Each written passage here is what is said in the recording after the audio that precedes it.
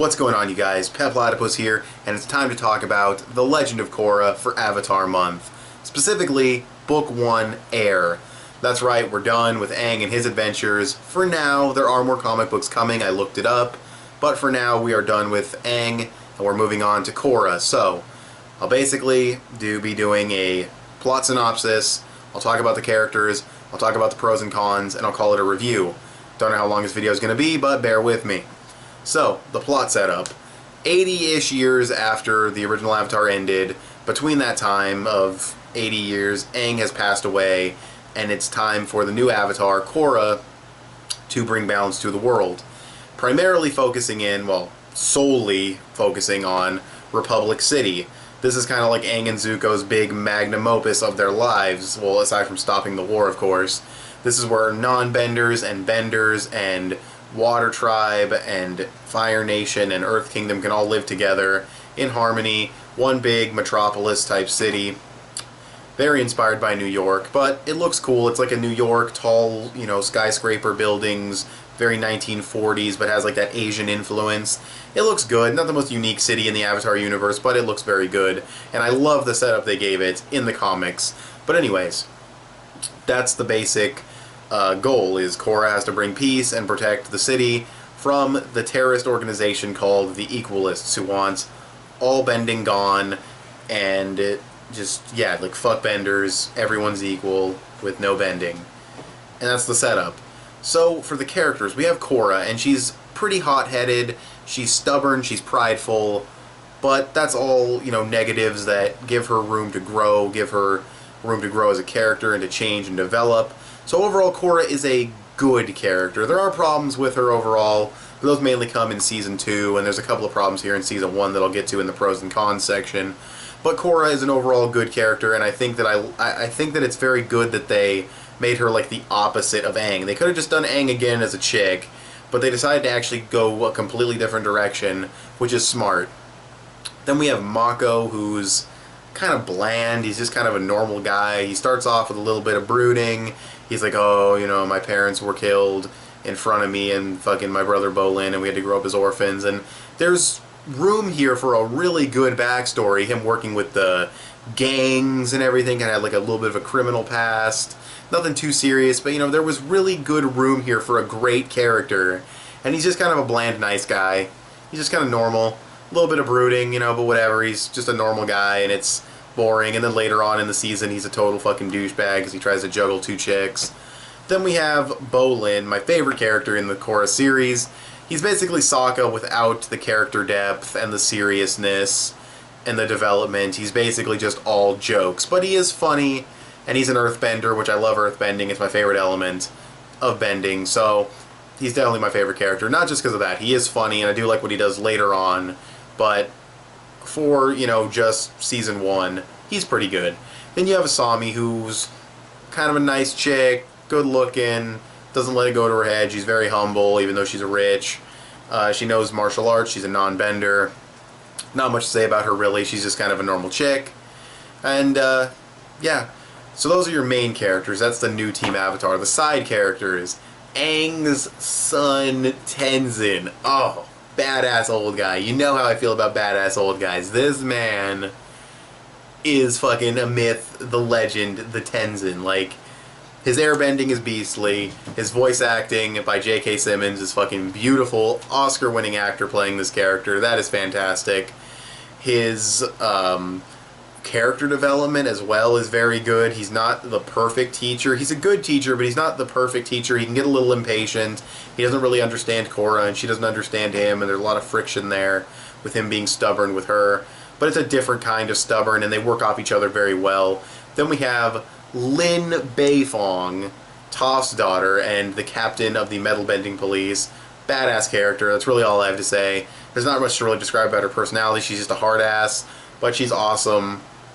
When she takes off the boot and does like the metal bending or the earth bending, and she can see everything through the vibrations, fantastic.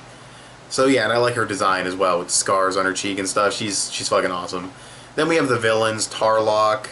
He's okay. He's kind of the out in the open villain who's trying to win over the council and He's very manipulative with his words, and he's a dick, and you want to see him get his ass kicked, but he's pretty good. He gets more interesting towards the end. Then we have Amon. Oh, the Shyamalan. That's right, Nostalgia Critic reference. We have Amon, voiced beautifully by Steve Blum. Great villain, just flat out great villain. His motives and his plan and everything are great. His threat level of being able to take away bending is fantastic. His line delivery, his actual dialogue, the voice itself that Steve Blum chose, which is basically Steve Blum's normal badass voice, but it all worked very well. Even his mask and the way the lighting hits him, it's fucking perfect. He's an awesome villain. And that's basically your cast of characters. It's a good cast of characters, but it's not as good as the previous cast, obviously. As I said, there was room here for very rich character development and very good characterization, and they basically waste time with probe ending. But I will talk about the probe ending in the cons section. Let's talk about the pros. Probe ending. Oh, what the fuck? It's a con and a pro? Yes, it is. It's a pro because it's interesting. It's cool to see bending used as a sport. I think that's pretty awesome. It's a con because we see too much of it, but I'll get into that. Another pro is, of course, the animation, which is beautiful. Everything's very detailed and animated extremely well, as you would expect from the Avatar franchise. The overall pace of the series is quicker than the first season of the original Avatar, and it gets to the point very quickly. Every episode matters, so there is good story progression from episode to episode, and the pace is very quick, outside of, a little bit of probe ending, meandering, and love triangle bullshit. Other than that stuff, the pace is actually very, very good. What else is another pro to the series? As I said, the character development for Korra is very good, and Tenzin as well. Even Asami's character development with her dad and finding out that he's part of the Equalists, that's also good stuff. General Iroh, voiced by Dante Bosco, that reveal was amazing. Loved that. Loved that reveal. That was awesome. He's a cool character. I don't think Dante Bosco's voice fits him that well, because he looks a little too old, but it's whatever. He's still cool. It's still cool to hear the voice. It's cool that he named his grandson or whatever after Iroh, his uncle. That's awesome. What else another pro? Like I said before in previous reviews, the series is very good, or the franchise I should say, is very good at taking a very good dilemma that has no right or wrong answer, that's very black and white. It's very gray. It's very balanced when it comes to its plot lines.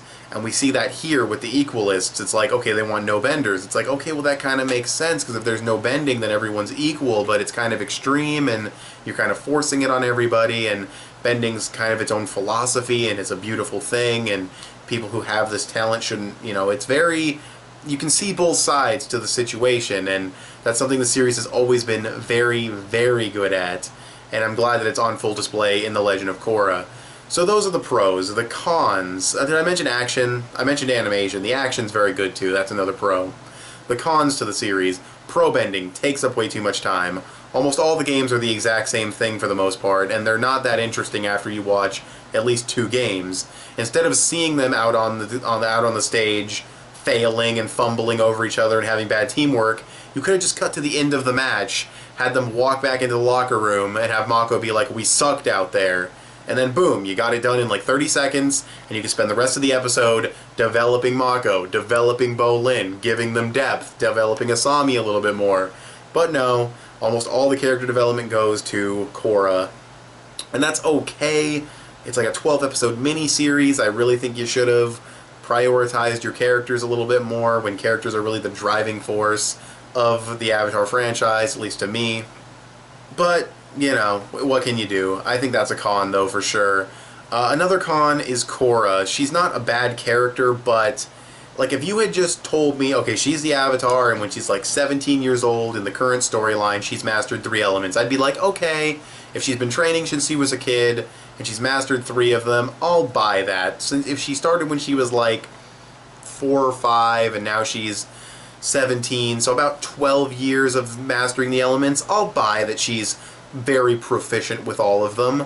But no, that's not the case. She knows all 3 elements except for air as a child, which is completely stupid. This makes absolutely no sense. Aang had to bust his ass off to master the elements. He didn't even master them in the time that he was given before the comet arrived. And she's got like, oh boom, I can do 3 of them as a kid. Like, she's not like amazing at it, but she can use all 3. as a 4-year-old, and that's just, no, that's dumb, that's broken and overpowered. And then why can't she do air? Like, why is air the one she's so bad at? She's like 4 years old. There's no way it can clash with her personality at 4 years old. 4-year-olds don't have personalities, at least not fully developed ones. And her opposite should be fire, because 2 avatars in a row, Roku and Aang, their hardest element to learn was their opposite. For Roku, it was water, and for Aang, it was earth, because it goes against what they were taught, the martial arts style that they use, their original element. You know, the opposite of it would be the hardest to learn. The opposite of water is fire, but since we saw Aang learn fire, Korra had to learn air, so we could see airbending being taught in one episode. That was extremely disappointing. He literally teaches her airbending in one episode, and that's all we see of airbending teachings. We see way more of firebending teachings, and we see way more of waterbending and earthbender teachings in the original series. So that's another con. Another con, let's see, the love triangle. Yeah, that's a huge one. That's like the biggest one. It's pointless. It makes Mako a total douchebag. It detracts from the story every time it appears. You know he's going to end up with Korra, which is really dumb because he has better chemistry with Asami, and to be quite honest, Korra had better chemistry with Bolin, but no, it has to be... Oh, my voice cracked. It has to be Korra and Mako, because why not, you know? Yeah, the love triangle bullshit. That's... no. Not a fan of the love triangle. The final battle's a little disappointing. I like that she unlocked airbending when she did, kind of. It's a little bit out of nowhere that she just happened to finally have it click at that convenient moment, but with all other access to the elements cut off by Amon, of course, you know. But yeah, and then you have Tarlok and Amon's backstory, how they were brothers and bloodbenders without a full moon, which that's not really explained, but they kind of just say, oh, some people are born with supernatural abilities and everything, and it's true. Sokka explains that in the flashback. I love the flashbacks, by the way, of everyone as adults in the courtroom and everything. That stuff's great. So that's another pro, I suppose. That's really all there is to this season. It's got its problems. I can make a whole video on how The Legend of Korra should have been written, but I'll save that for maybe another time. Not in Avatar month, but maybe later. But yeah, that's really all I have to say. I actually do think it's a better first season than the first season of the original Avatar, though. It doesn't have that meandering around episodic thing going on like the original Avatar did. And there's nothing wrong with a couple of fillery episodic episodes here and there, but when the plot lines are, Katara's jealous he's mastering waterbending and he's going to let the fame go to his head, it's like, okay, you're setting up the characters, they're going to come back, that's not irrelevant, but it's not interesting. Korra wasn't like that. It's outside of the pro-bending and the, the pro-bending and the love triangle, there we go. Outside of those two things, everything in The Legend of Korra mattered. It moved along very nicely, it wasn't too episodic. I do think it's a better put together first season with a very good main villain, and it tells its story very well. Best scene of the entire series is is the best scene of the entire Korra series? Okay, maybe not the best scene of the entire Korra series, but the best scene of the first season. Amon and Tarlok's death is fucking awesome. He puts the glove on, the angle, the animation, the boat blowing up, how quickly it cuts to black for a commercial break, because you know Nickelodeon was like, yeah, you guys can run that, but you gotta cut to some SpongeBob shit like right after that. Like that has to be right before a commercial. And they're like, okay, yeah, cool. And they kill him off, and it's very good. It's a very good scene. The best scene in this season. But I'd probably give the first season of the series an 8 out of 10. The animation, as I said, is great. The story progression between episodes is good, with, you know, pro-bending stuff kind of getting in the way, and the love triangle kind of getting in the way. And honestly, I probably wouldn't even give it an 8. I'd probably give it like a 7.8.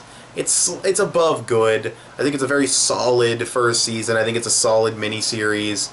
But, yeah, Season 2 will definitely be fun to talk about, because, ooh, fucking Season 2 of Korra, oh man.